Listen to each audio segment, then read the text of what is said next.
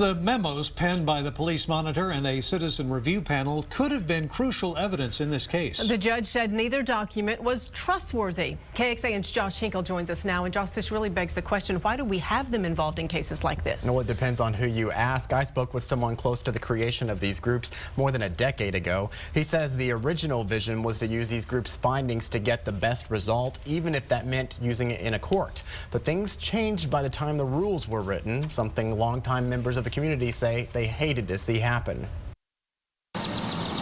Unfortunately, we've covered a lot of police shootings in our community.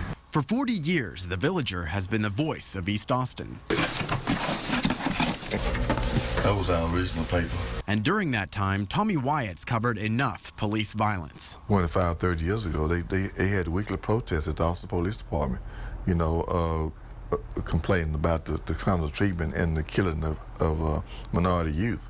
Then just over a decade ago, backlash from the death of Sophia King, a woman plagued by mental disease shot by police while wielding a knife outside her home. So council at that time decided to try to do something to perform that, and they were the one who created the police monitor's office.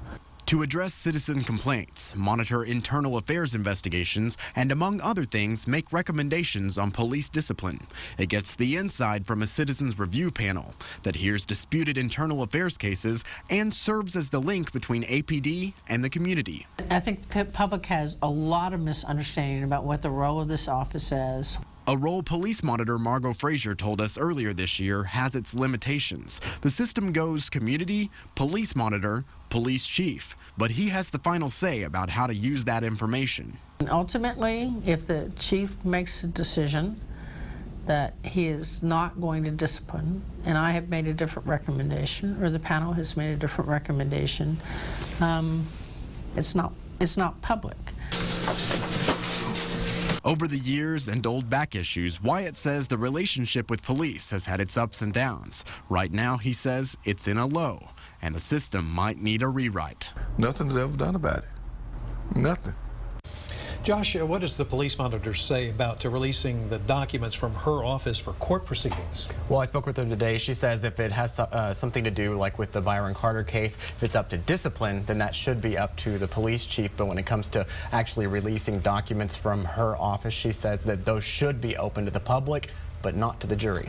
Okay. Thanks, Josh. That citizen review panel was created to serve as a link, as Josh said, between APD and the community. All members are to maintain the strictest confidentiality and the knowledge of investigations. So how does one get chosen to be on that 7-person panel? Well, panel members are appointed by the city manager. They have input from the city council. Each member serves for 2 years and must attend monthly meetings to review complaints and make recommendations. Each member must have lived in the city of Austin for at least 2 years prior to that appointment. They have to have no felony convictions, receive deferred adjudication for a felony, or be under felony indictment. They have to get 6 hours of internal affairs training and complete required 3 to 4 day training set up by the Austin Police Department. Looking in depth, in 2002, Austin joined roughly 100 other U.S. cities like San Francisco and Washington, D.C. that have a citizen oversight agency. Here in Texas, along with Austin, Dallas and Houston also have independent citizen review panels.